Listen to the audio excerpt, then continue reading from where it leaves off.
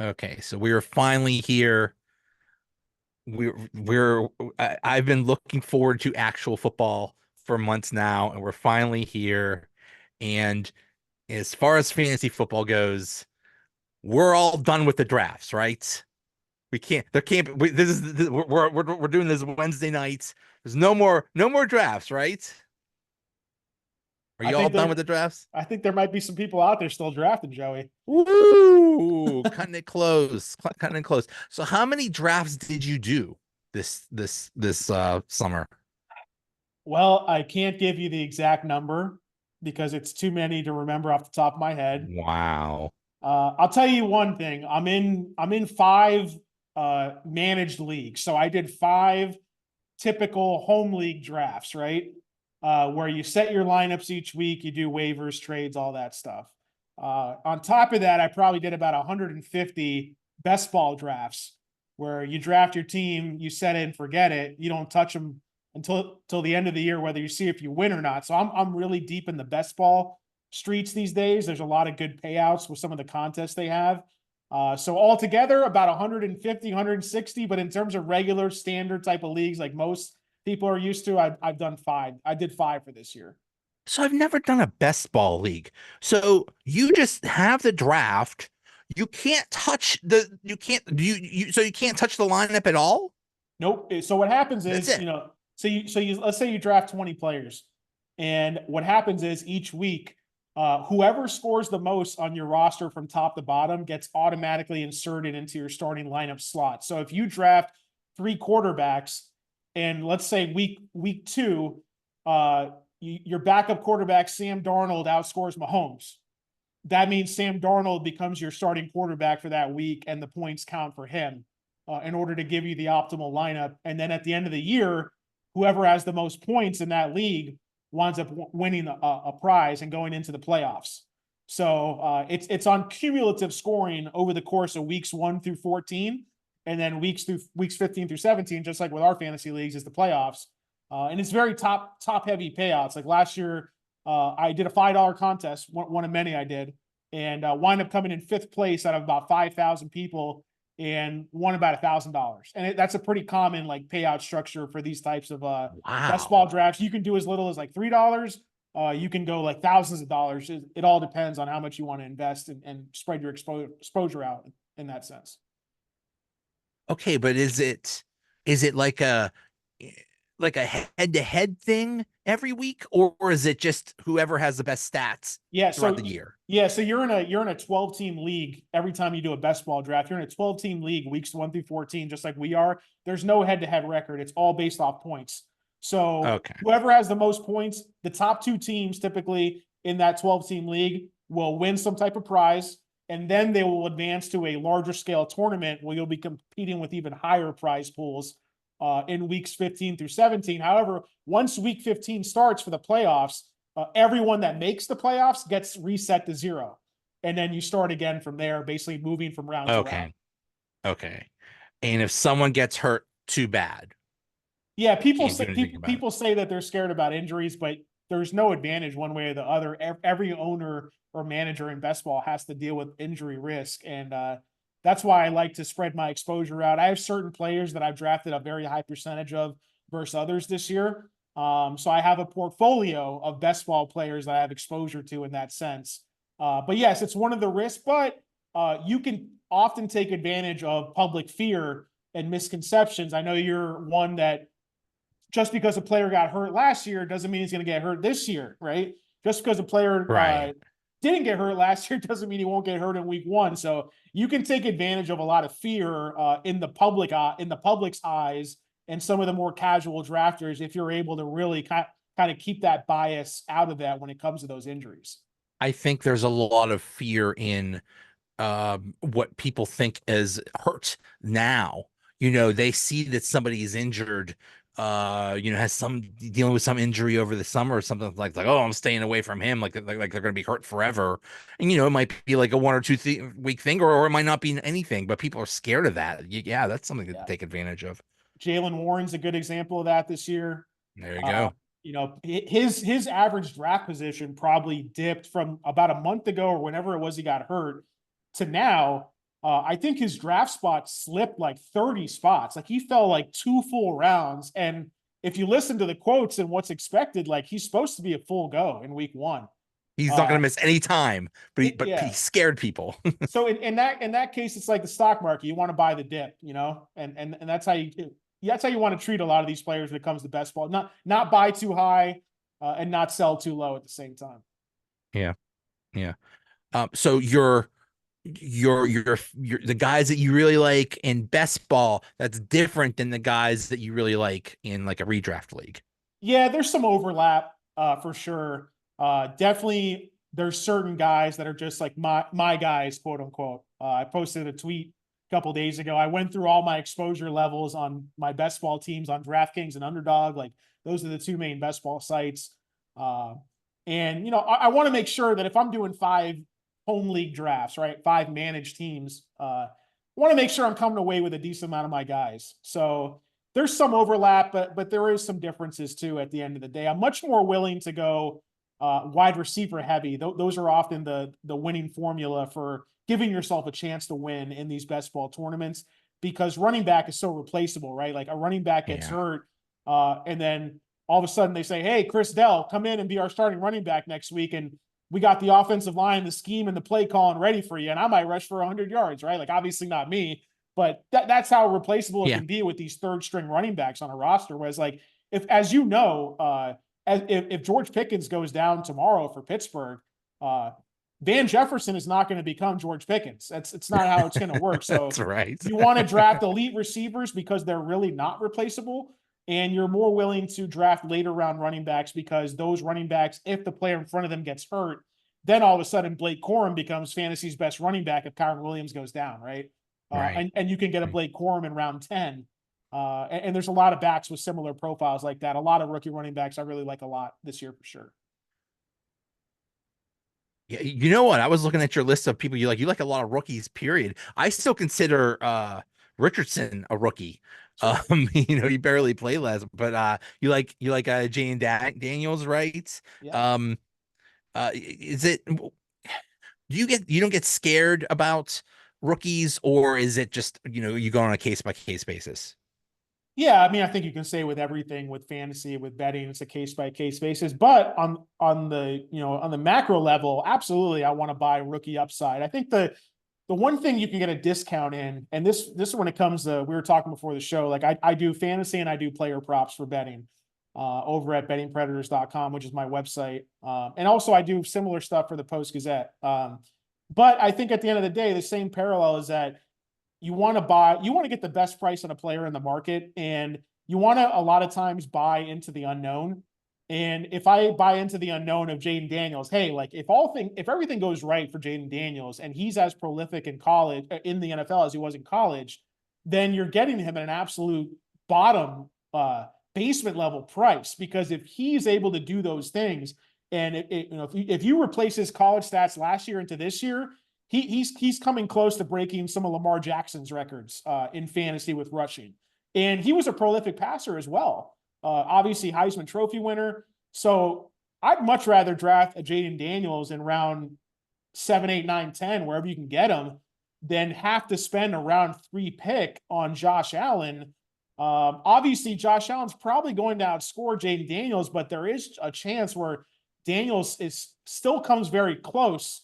And there are scenarios where he can outscore Josh Allen. So I'm able to stack up the premier positions, which is running back in fantasy, maybe grab an elite tight end early, and I can do it that way. And I think a similar thing applies to Anthony Richardson, where I'm not going to buy the injury, the people that are scared of the injury, right? The fear of the injury.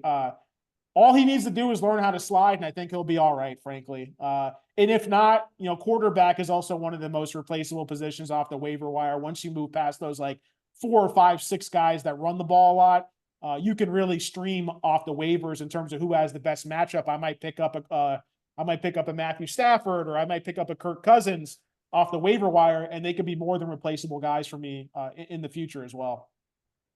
It seems like a running quarterback is like a cheat code because and they might be not great actual football players, but for fantasy, they're awesome. I think the patron saint of that is Justin Fields when he was with the Bears. Like they'd lose every week, but man, he was putting up great numbers just Yeah. rushing and stuff. So it's almost like a cheat code when a quarterback can run well.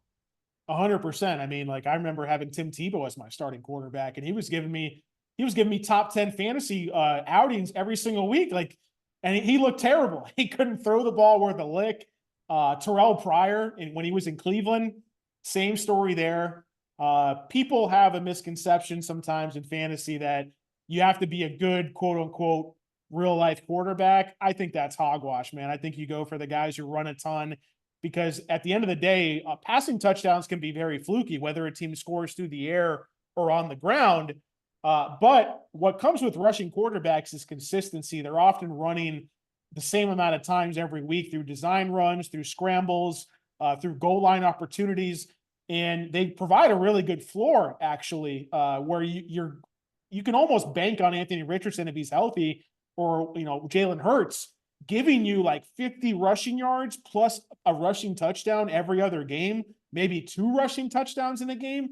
And if you've got that on top of throwing the ball for 300 yards, I mean, then you're playing with house money at that point. I can't remember the last time I ever went into a season with a traditional pocket passer as my main fantasy quarterback because, frankly, they don't give you that same type of floor ceiling combo. I think the last time I did it was Patrick Mahomes' rookie year, where I took him. He was like around 7, 8 pick at the time. Not many people knew who he was. Yeah. Um, but the reason I drafted him is because he was a sneakily mobile quarterback in college. And I was like, hey, this guy might be able to run a little bit. I never knew he'd be as great of a passer as he was. I don't think anybody did. Uh, Nobody but did. but that goes to show like that's the last time I actually even had a non-rushing quarterback in that sense as my starting quarterback in fantasy. So 100%, I'm rushing quarterback all day. The rushing quarterback cheat code is nothing new in fantasy, but some people still won't buy in, and that's where we got to swoop in and take advantage for our teams. Yeah, there you go. There you go. Um, yeah. I mean, I think I got Josh Allen in one league in like God, maybe round four, maybe even round three or something like that. And it's you could have taken somebody really good there and just wait on a Jaden Daniels and several rounds later. So I mean that's a lot of that is value and a lot of that is upside too. With these rookies, who knows what their ceiling is? Their Yes. ceiling is huge. Unfortunately, their floor is pretty big too, but still Yeah. you have that huge upside. Sometimes in those later rounds, you're taking like the most boring people possible, Yeah. just to draft someone. And why not take a risk? Take someone that could explode. Yeah, and even though drafts are over, like treat the waiver wire that way. Like I want like almost every single spot on my bench to be a lottery ticket. And I might not get the right scratch off on that ticket like 95% of the time, but in the one chance I do, it's gonna help me win my league. And I think you can look back to like when Nick Chubb was a rookie and Carlos Hyde was running in front of him, and then Carlos Hyde, I believe, got traded like in the early mid part of the season, and all of a sudden Chubb became a league winner in his rookie year. There were many instances of that across the league with guys who were prolific college running backs who got drafted in rounds, 3 through 7. Even round 6 guys that are later round picks that have upside. If you look at Blake Corum, who was a higher round pick, round 3 for the Rams, they traded up to get him. Kyron Williams hasn't played more than 12 games in either of his 2 NFL seasons. Rashad White was one of the most inefficient running backs in the league last year. And Bucky Irving steps in as an upside player out of Oregon. Even though he's a little smaller, he's got some upside there. And the ceiling, like you said, the talent is there, and the ceiling is really unknown. And I want to bet into that. Jalen Wright in Miami is one of my highest owned players, just like those other guys. Ray Davis in Buffalo from Kentucky, another one of those guys. Like my benches are probably, if I have 5 bench spots, I want 4 of those 5 spots filled with these rookie upside running backs, maybe a year or 2 running back. The younger the better, because the upside still has not been hit yet for them, and you can cash in early by being early to the table there for sure. Yeah. And you could win a league just on the waiver wire. We see people, I remember, I think it was last year, Achan from Miami I don't think anybody drafted him, and then he explodes like in the Yeah, first week or something like that, and it's like anybody get him, just you just got like one of the best players. 100%. Yeah. He was one of the guys I wrote up last year in my running backs to love column going into the season. Granted, I missed on a couple guys too. I was high on Pollard. He didn't meet expectations. I was high on Alexander Madison. But it's not really about the ones you miss on. It's about the ones you hit on, especially in the later rounds. If you hit on a mid to late round pick, you're like I said, you're playing with house money because the cost to acquire them was very minimal. Um, so that's how I look at like those mid to late round players and why I'm really high on a lot of rookies is because frankly, outside of Marvin Harrison and Malik Neighbors, you don't need to spend a high draft pick to get any of these rookies. They're all going Right, super late. right. Even like outside of those two, you still have elite level college prospect receivers like Roma Dunze in Chicago. There's a lot of other guys out there.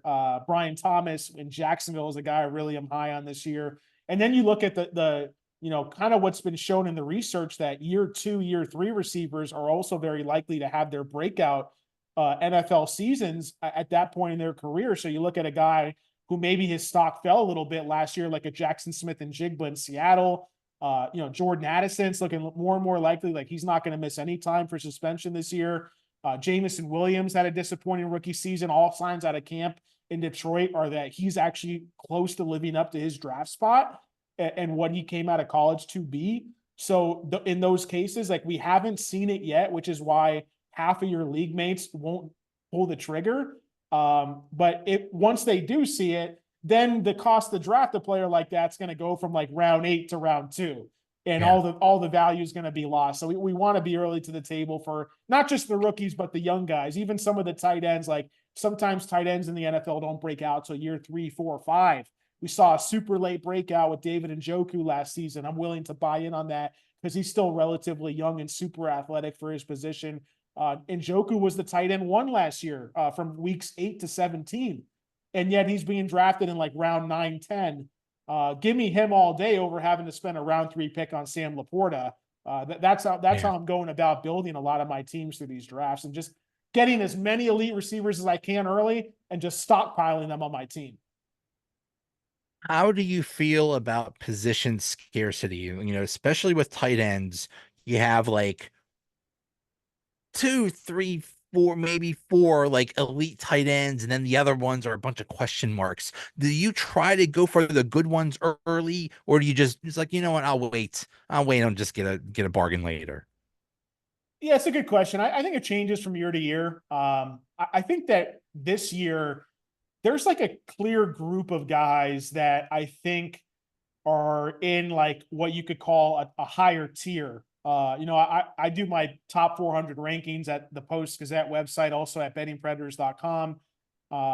And what I do is I don't just I obviously rank my players 1 through 400 overall, every position. You can sort by scoring format, all that stuff by position. But I break everything into tiers, right? And that's what people don't realize is that when it comes, I'm just pulling out my draft rankings now so I can be clear on this. Like I have my tier 1 of tight ends as four guys: Sam Laporta, Trey McBride, Mark Andrews, and Travis Kelce. And then I have my second tier goes tight end 5 through tight end 10, and I have David Njoku tight end 6. I actually have him ranked ahead of Dalton Kincaid, who's going way earlier in draft. So I think that it really depends, like what tier do you have these guys in? I think that this year specifically, there's like about 10 tight ends who can qualify where, if things go right, they can help be an elite tight end for you at the end of the day. I think the cutoff for me is right around the Dallas Goedert, Evan Ingram tier. Um, I think that with Evan Ingram, he benefited last year a lot from injuries to Christian Kirk and other things of that nature in the Jacksonville offense. They brought in some new guys. They brought in the rookie Brian Thomas that I mentioned. They brought in Gabriel Davis. So he's kind of my cutoff there. I think Jake Ferguson, George Kittle, those guys. I think once you get outside of them, like I'm not trusting Kyle Pitts. I'm not trusting Brock Bowers, even though I love him as a talent. I think the situation in Las Vegas is terrible for a rookie tight end to step into. And then like maybe as like the only late wild card I think could have some theoretical upside is a Taysom Hill. If he actually is their second running back and he's listed on paper as a tight end, maybe he could take advantage of that and exceed expectations. But once we start getting into like TJ Hawkinson, could have a great second half of the season, but he's likely to not play until like week 8, 9, 10. Dalton Schultz, Noah Fant, some guys I like later, but I don't really want them as my main tight end in a home managed league. Those are guys I add to my roster when I have like 20 spots in a best ball draft. I'll load up on some Noah Fant. I'll load up on Colby Parkinson, who I really like with the Rams this year. But I don't want them as my number one tight end in a managed home league draft. I'm laughing about Kyle Pitts because I hate him more than anyone ever. I hate every year. It's like, oh, this is the year he'll explode. Like, it hasn't happened yet. It's probably not going to happen. But somehow I still drafted him like 2 or 3 times, and then I see he gets hurt. Like the dude, he didn't even wait till the season start to start disappointing. Like, I just hated that I had to draft him because I thought there was like no other tight ends available. It's like, oh, I gotta take him now. So that's one of the things I don't like about drafts is you end up taking people you don't really like that much and you feel like you have to.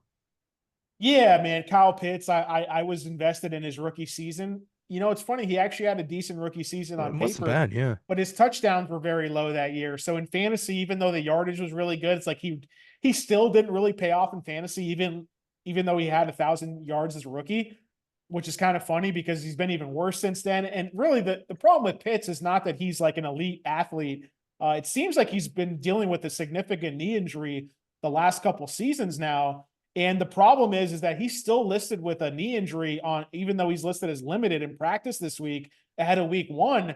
A lot of times you want to stay tuned to the beat reporters during training camp during the offseason, right? And I've heard this brought up a few times from people who are really tuned in and plugged in. I try to be myself, but there's been really no like good news about Pitts this offseason, which kind of concerns me a little bit because if it was like, hey, he looks like he did as a rookie. He's looking fresh. He's looking healthy. We didn't even hear anything like that. And I'm a little concerned with Kirk Cousins at his age, coming off his injury. Kyle Pitts still dealing with his injury.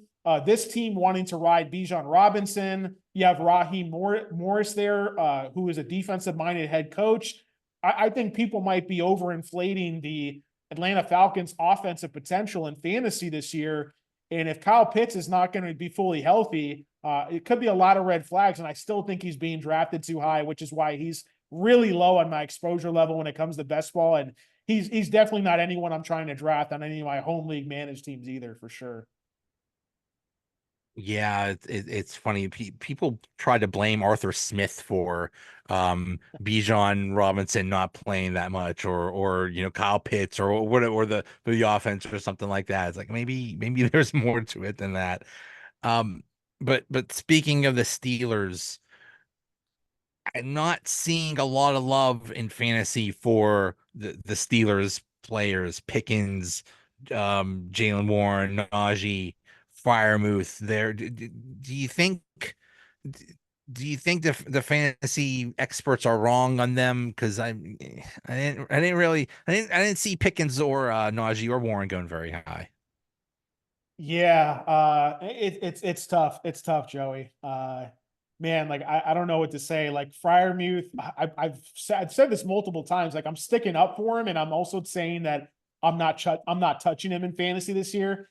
If Travis Kelce retired tomorrow and Pat Fryermuth was traded to the Chiefs, he'd probably be my highest drafted tight end in the league because I think Okay. the talent is there, and he steps into a great situation with elite quarterback play, elite play calling, borderline elite offensive line. Now let's look at his situation in Pittsburgh. He's in Arthur Smith's system, which, remember, one of the most frustrating things Arthur Smith has done for fantasy is he likes to run multi-tight end sets. And if you look at the preseason usage and the snaps and the routes, Pat Fryermuth is only running about 60% of the routes, and they were getting a lot of Darnell Washington on the field. You look at the early offseason injuries with the Steelers, they're going to be without Samalu. Fautanu's injury status is still up in the air. They're going to be starting a big shuffleboard of players across the line in week 1, and could wind up really being an issue through them through the first quarter of the season. And then you throw in the fact Arthur Smith likes to run these multi-tight end sets. Like I guarantee you there's going to be at least one time this year where if you start Pat Fryermuth, you're going to see Russell Wilson or Justin Fields throw to the end zone. A tight end's going to catch it for a touchdown, and it's going to be Connor Hayward.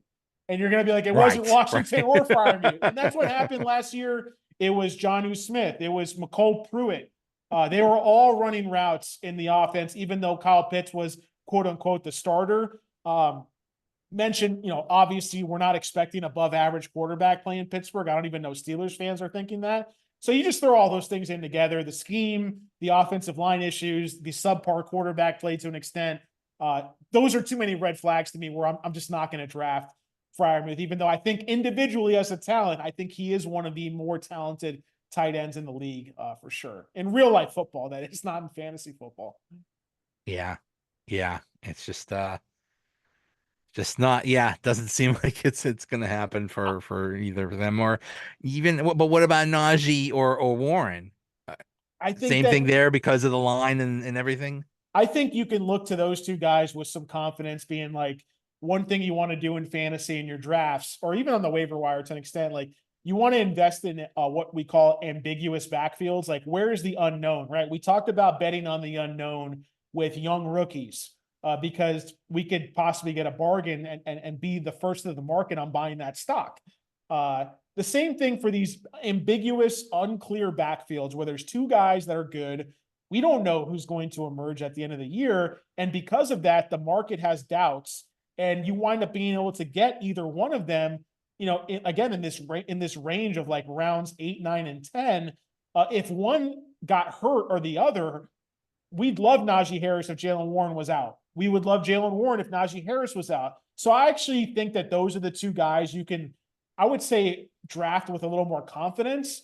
I think even George Pickens to an extent, just the fact that Pittsburgh has absolutely no one else to catch passes. I think Pickens, with his talent profile alone, he's going to give you some spike weeks, but the floor is going to be very low at the same time if another defense decides to take him out. Or let's say if Pittsburgh's winning with their defense, they're just going to want to ground and pound you to death. I Yeah. mean, that's the definition of Mike Tomlin's Steeler ball right there. So I think Pickens can fall victim occasionally to the game script when the Steelers are winning and they're not needing to throw the ball. But I would say the two most confident Steelers I'm drafting, I definitely have Jalen Warren the most. I love his explosiveness. I really think he's a talented player. If he ever had that backfield to himself, he'd be one of my favorite players heading into an individual year. I still like him, even though he's going to split time with Najee. But I would say for me, Jalen Warren 1, Najee 2, and then George Pickens 3. And I cannot touch the quarterbacks or Pat Freiermuth because of those other red flags that we brought up before. I have never seen Russell Wilson drafted at all in any leagues I've seen this year. And it's not even as in the late rounds or anything. Do you do auction drafts? I do. I have one auction draft that we've been running for a long time. I've done a few others. We have a long running dynasty. It's like a dynasty slash keeper hybrid league where we do an auction draft every year, and like we have player salaries that increase year to year. So yeah, I think they're fun. It's definitely something I've always wanted to do more of. But it's always good to throw a little bit of different things into the mix when it comes to your drafts. It's intense. It's when you're doing when I do the regular redraft drafts, takes about an hour, a little bit longer. You could kind of chill in between, picks and stuff. But auction, you gotta be. It takes like probably like 2 or 3 hours. You gotta be on top of everything because you gotta think about every single player. Like, do I want them or not? And it's really cool because if you really want someone, you could just go after them. But then you gotta manage your money. There's just so many different aspects to it. I only did one auction, but I love them. They're a lot of fun. It really is a lot more strategy, like you said, than going into a regular snake draft where everyone just drafts after each other. I think the stars and scrubs approach is often the most beneficial, where, like you said, you can really be aggressive on certain guys to a certain point, and that's where the tiers come into play. Like you can be like, you know what, I have 7 guys that I all consider to be wide receiver ones in fantasy, and I'm going to come away with one of them. And doesn't mean I have to overpay because maybe one guy gets overbid on. You can still come in after that and get the next player at a discount. And then you have your pool of like these rookies where you can be like, you know what, I got about 6 or 7 rookies as well that I'm gonna add at the end of the draft for $2-3 a piece, and that's going to be my bench. So you got the stars in the starting lineup, and you got the quote unquote scrubs in terms of their prices on the bench, even though they're probably not going to turn out to be scrubs at the end of the year. So I think that that's kind of how you want to approach things. Where I think in other cases, like everyone's doing a balanced draft when you're doing a snake draft at the end of the day, because there is no edge in terms of what you have to pay to get a player. You know your draft slot, and it's over with. You have that draft slot the whole night. So yeah, no, definitely. I think when it comes to auction drafts, those can be a lot more fun if you're serious, you're competitive, and you know you can do your homework well. I think the more auction drafts you're in, you're going to be better off in the end for sure. Yeah. Yeah. I think last year I wanted the league I won was because it was in an auction draft. But yeah, I totally did the stars and scrubs thing. I was like, okay, if I'm starting 6 players, 6 or 7 players, and I have $200, 200 divided by 6 or 7, okay, I have this much money to spend on each player, and the bench I don't care about. I'll just get $1 players for those people. Yeah, exactly. And you can do things like price enforce. You can nominate a player to be bid on that you don't like. Oh, totally. That's a whole other strategy too. Yeah. Exactly. Yeah. And Yeah. also I think that a lot of times, like I go into these drafts when we first started doing them about 5 years ago in our league. I would always think that people were going to try to save their money, but a lot of times players, or actually, I'm sorry, people will spend their money real quick. Where a lot of times people are afraid to spend money at the beginning. They're like, I don't want to spend it. I don't want to be the first person to spend it. And actually, like the first couple guys that get nominated in an auction draft, you can sometimes get at the best price, because Right. people are afraid to let go of the funds first. And I fall victim to that at times too. Just general human nature. You don't want to be left holding the bag, and also you don't want to be the first one without money to spend. So it's definitely a give and take, and a lot of those nuances. I'd say with any league, even in a snake draft, like know who you're drafting with and know their tendencies as much as you can, because then you can Yeah. really figure out. It's like a poker game at the end of the day, and you can really take advantage of your opponent's weaknesses and their biases at the same time. For example, if you're in a league with a bunch of like Steelers fans or something, you know they're going to pick the Steelers early. Yeah, right. I mean, I'm from Florida. We were just talking about that, and like a lot of guys I draft with, I know they're Bucks fans. Yeah, I know every There you year, go. like Mike Evans is going to go around earlier than he should. I know I'm not going to get Mike Evans. Okay, even though I like him this year, it's all good. But yeah, just know your league mates and how to beat them, and you can come away with some good strategies there. Well, about Mike Evans and Travis Kelsey and these quote unquote old players, it is funny in sports. We call someone old, what are they, 31 or something like that? It's like, oh, that old wonder. It's amazing. It's amazing he could even get on the field. And they're just like, he's 31. What are you talking about? But anyway, when they're older players, do you shy away from them, or do you not care about that? Because I mean, at some point, Kelsey is Yeah, gonna fall off a cliff, right? sure.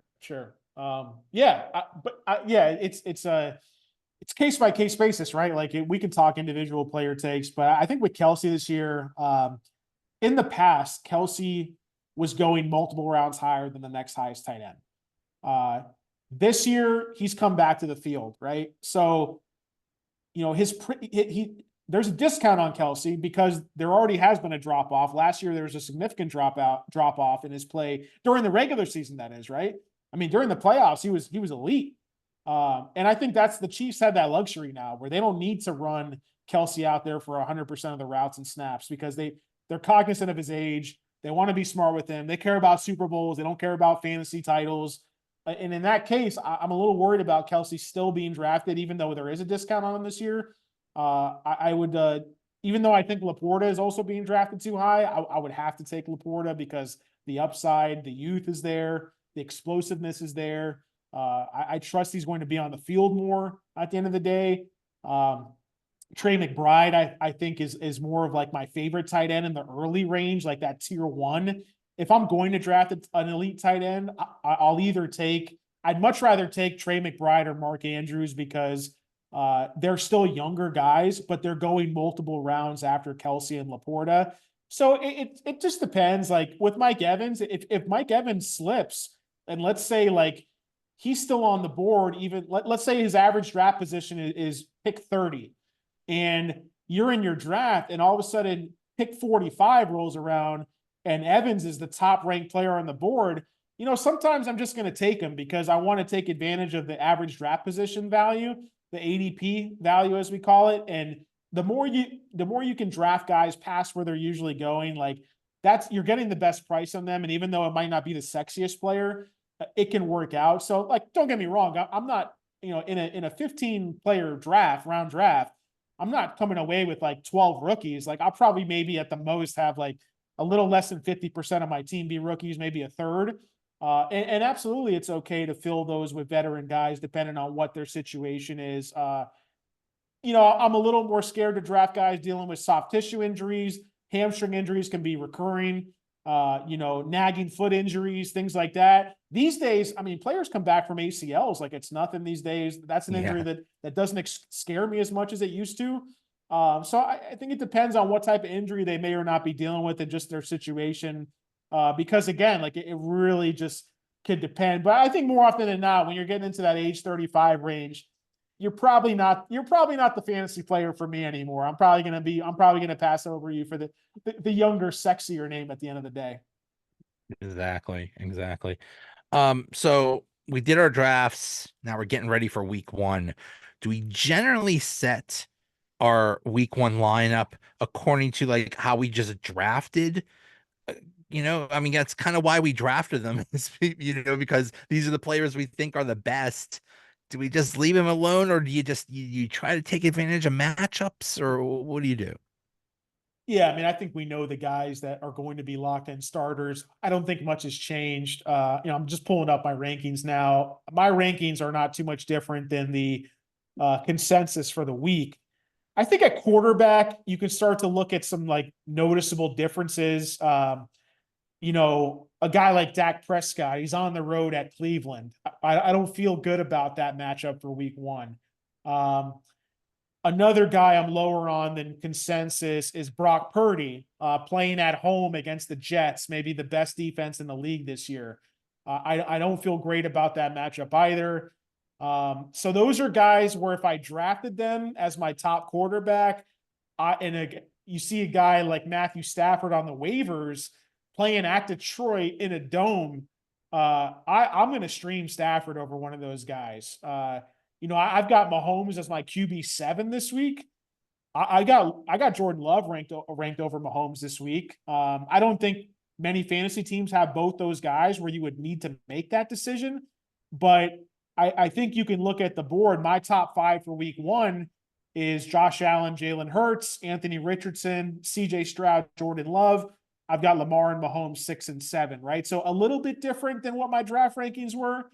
And I would say in terms of running back position, there are a few differences as well. I think the one team I'm pretty low on maybe would be Chicago, where I'm not sure what their running back situation is going to look like. So I don't know if I want to trust DeAndre Swift as a week one starter for me.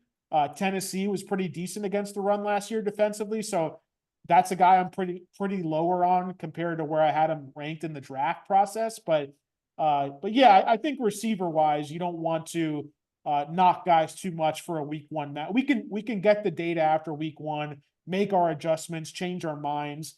I don't want to get too cute for week one. Go with the guys, like go with a ranking system you trust. I trust my rankings. I'm gonna go with that over what ESPN. Like if I'm using ESPN, the app, right? They have their own projections. Like they might have Xavier Worthy with less projected points than Christian Kirk, and I might like Xavier Worthy more. I'm just completely saying two random players here, but that's kind of my point. Is like don't always go Right. with don't always go with the projection says on the app you're using. Go with the rankings you trust and make your lineup that way.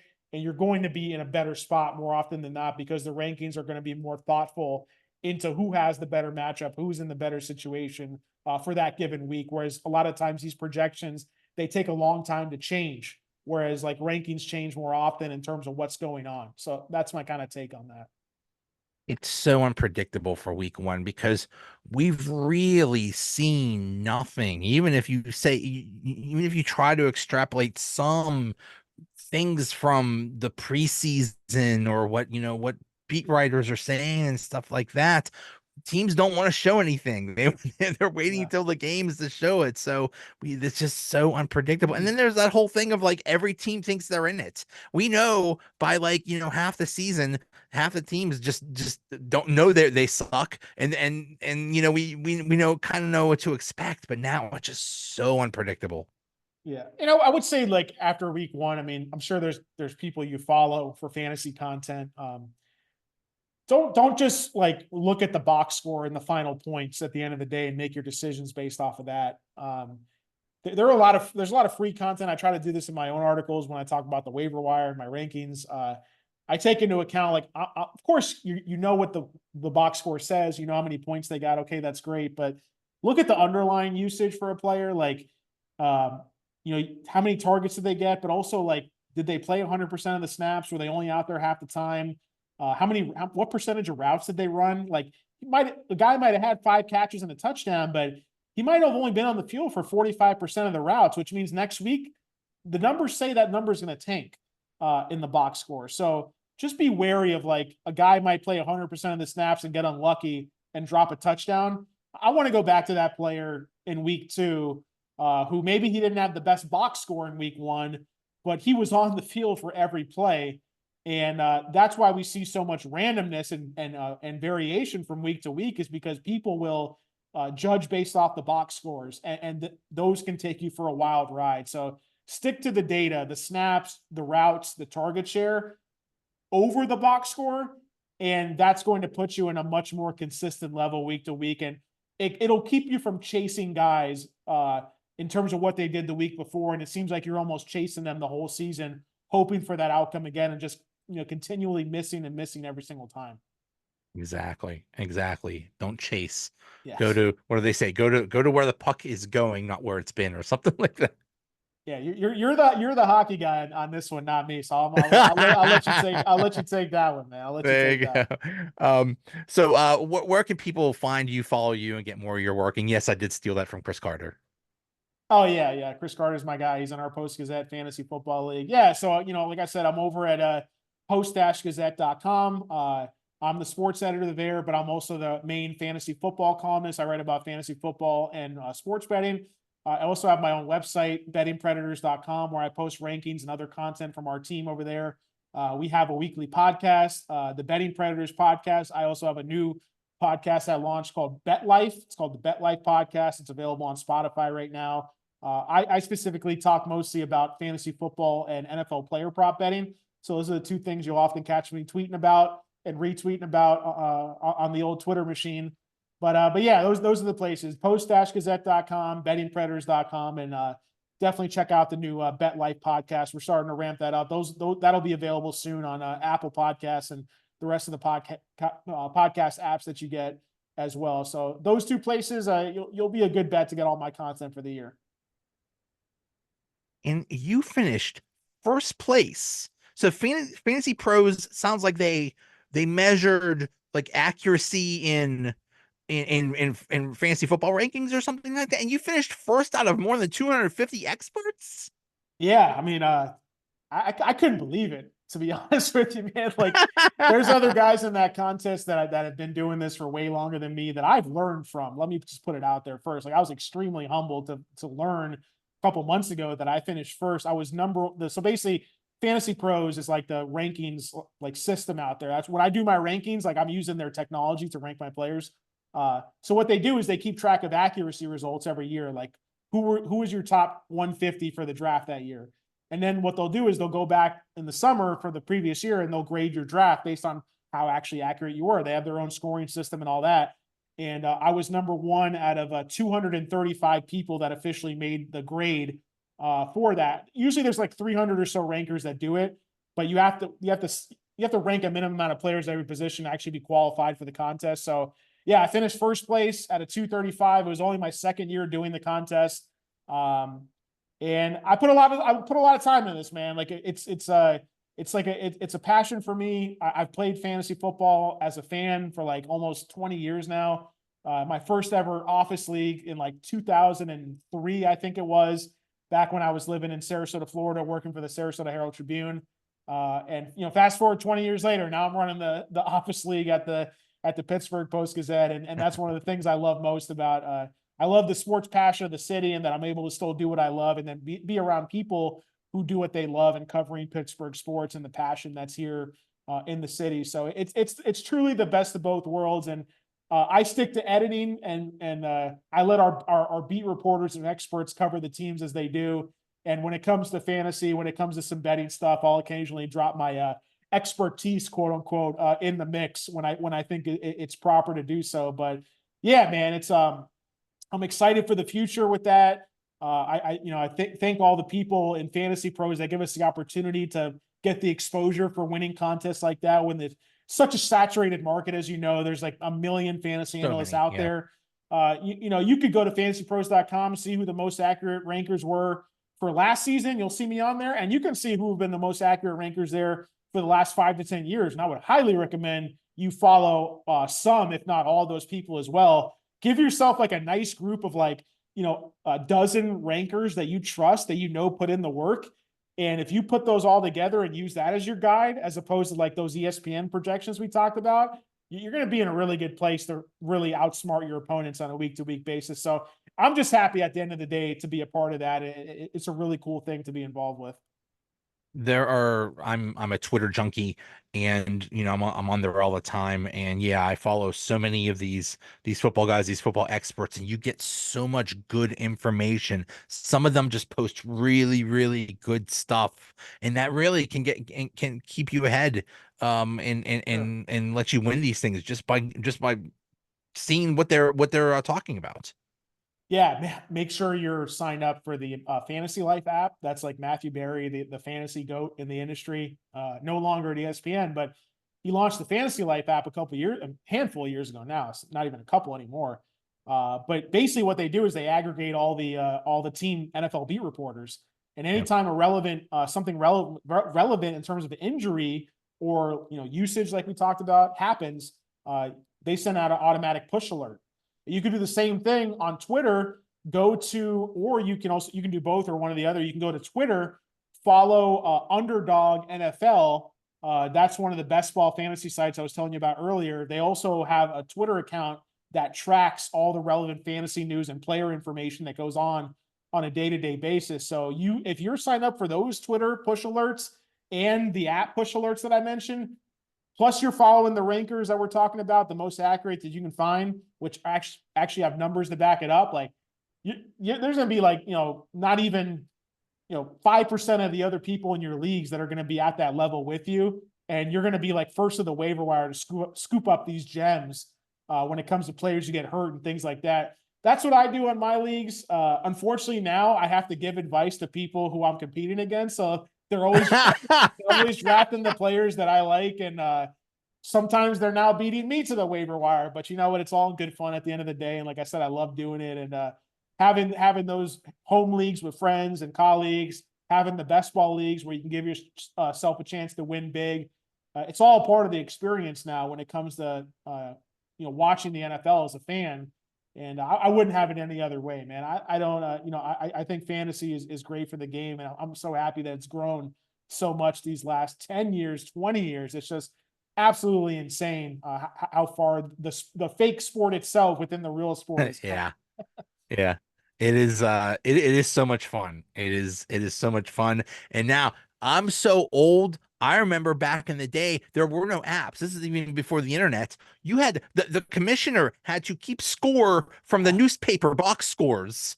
And then we'd find out like a week later whether we won or not or something. That's crazy, man. I was never like I said, the first year I played was 2003. And I lucked out and got the first pick, and I got LaDainian Tomlinson, who's like the greatest Oh fantasy my player God, of he was all a time. god. So Yeah. I won my first ever league that I played when I was 15 years old, and I probably didn't win another league for another 5-6 years after that, but it just kind of got me hooked on it. But we were using the Yahoo at the time, Right. no apps, but the website. Okay. But I know some people at the Post Gazette here that are there's some OGs, there's some old timers that they're telling me like, oh, I don't do fantasy anymore, but we used to do it when we were scribbling stats down on a piece of paper. We had to double check the stats after they came out, and it's just wow. I think within the fantasy baseball community, that's definitely Oh my a big thing God, too. yeah. Yeah, could Yeah. it back then you didn't there was no like PPR. It was all just touchdown based, Oh, basically. And like if you had a really good, like I think you got a bonus if you got like 100 yards rushing or 300 yards passing or something. yeah. You got a rushing, but the poor guy just had to go with that. But yeah, going over fantasy baseball, I don't know how the heck that was insane. That's Trying to keep dedication. track of all that. That's dedication right there. Like one little rant I have before we finish here is like people complain about full PPR for like fantasy scoring. Um, so I love full PPR. That's the only way I play. I run 4 leagues myself where I'm the commissioner, and I run full PPR in all of them. Why? Why? Because in my opinion, it takes the most skill to win PPR, because what you can do with data that we have in our hands is like you can actually better predict who's going to get targets. And if you Yeah. know a guy's going to get 10 targets a game, yes, in real life, like one catch for 0 yards, it's meaningless. It doesn't matter, right? But fantasy is not supposed to reflect real life football. So I'd rather play in a full PPR format where actually I can use the data we have to give myself an edge. Whereas, like, if you're playing in half PPR or standard, like non PPR, what's happening is that you're letting touchdown variance dictate who is often successful more often than not. And that's really not skill. That's more luck. I'd rather play. There's still luck involved in anything, full PPR, whatever you want to call it. There's less luck and more skill in a full PPR league in terms of knowing the stats and data to follow. Whereas like there's more luck in any other format in a standard non PPR league. So I know I'm going to stay on top of it. I love to stay on top of it. It's like I don't even like during the football season, Joey. I don't think I ever listen to music. I don't even know what music is. I'm listening to Right. fantasy podcasts in the morning when I'm taking a shower, fantasy podcasts at the gym when I'm cooking dinner. As long as I can give the wife her time during the week and she's happy, then I'm all good too. So that's how I treat it. And I think the more you get into it, the more competitive you get. And to me, it's fun to draft and fun to play, but like the most fun part about this is winning at the end of the day. So I want to win and do those things to put myself in a It's your position to whole win. week. Of course. Monday, you're talking about what happened over the weekend. Tuesday, you're thinking about waivers, and Wednesday and Thursday, you're thinking about the next week. That your whole week is filled up. You're there. That's it. Yeah. Well, you know what? I think Wednesdays can be a little light. I think they need to start Right. playing some Yeah. Wed. A little Give us lull. some Wednesday night football games, NFL, and then we can be entertained for every night of the Oh, it'll week. How about happen. that? It'll happen. Hey, thank you so much. It was great meeting you. This is awesome. Yeah, Joe. I appreciate the time, man. Talk to you again soon. I'll see you.